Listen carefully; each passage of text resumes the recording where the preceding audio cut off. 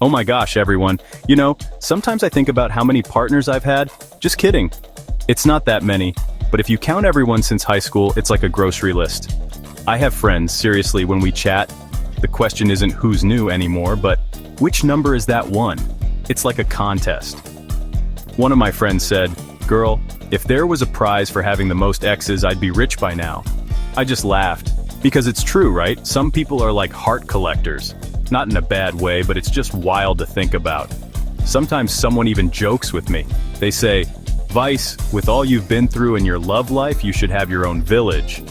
Barangay broken hearts," something like that, and all the residents would be heartbroken people. Awesome, right? But seriously, some people really have this kind of journey. They keep changing partners, not because they're flirty, okay? Sometimes they're just really looking for the one. Some people, by the time they're 30, it's like they've had 100 lovers. By 40, 1,000. By 50, oh my, you might need a census to count them all. Just kidding. Here's another one. Someone told a story. They said to their ex, "Thank you for the experience." The ex replied, "What experience? Was this just an internship in your heart? Wow, that hurts, but it's witty. That's just how love life is in the Philippines, always with a punchline.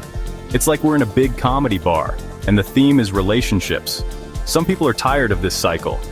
They don't want to be alone, but they also don't want to keep switching. That's probably why some people are thinking of different ways, different setups. Because love isn't one size fits all, right? This is where the unusual conversations come in. Because when you're tired of the same old getting to know you stage, you might think, can we just get it all over with? Like they're all there already. You don't have to explain your past to your new partner because they are your past, present, and future. Sounds complicated? Well, for some, this might be the answer. This is the moment when people get creative in finding happiness. Just imagine, instead of collecting exes, why not just keep them all? Oh, that's messy, but let's explore. Like a restaurant menu. Okay, class, let's have a lesson for today. Our topic is about different kinds of relationships. It's like a menu at an unlimited rice restaurant. There are choices, and it depends on what your your heart can handle. Let's start with the most common, monogamy. This is the one-on-one special. One partner, one spouse. This is the classic love story we see in TV shows. Cardo and Aliana, something like that. Stick to one, as they say. No sharing, no competition. You two are the stars of your love story. Simple, direct to the point, and easier to budget for Valentine's Day.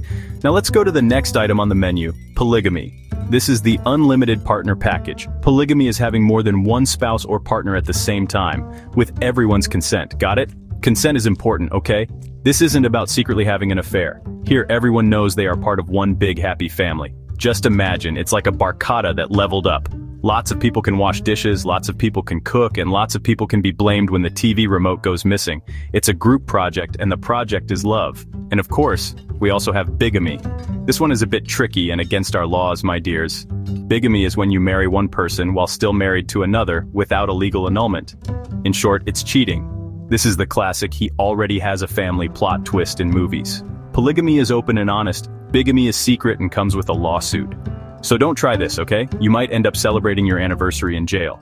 The more the merrier is different from the more the lawsuits. So let's choose to be legal and honest. So there you have it, everyone. Monogamy, polygamy, and bigamy. It's like soft drinks, regular, large, and forbidden. Monogamy is for people who want simple and focused love. Polygamy is for those who believe that the heart can love more than one, and they do it with respect and consent from everyone. Bigamy, well, that's for those who love drama and courtrooms. Now you know the difference. So next time someone asks, you won't be confused. You'll know what to order at the restaurant of love. There are sayings from the elders, right? Those superstitions that are sometimes funny, but make you think. One of them is the connection between the number of exes and health. They say, oh, that person, they've had so many partners, that's why their knees are weak. Have you heard that? It's like they're saying every heartbreak comes with weakening bones. If this were true, many of us would be in wheelchairs by now. Or physical therapists would be the richest profession in the world. Imagine the doctor's prescription: avoid dating for a while so your knees can get stronger. But if you think about it, it makes some sense somehow. Not literally in the knees, but in emotional health.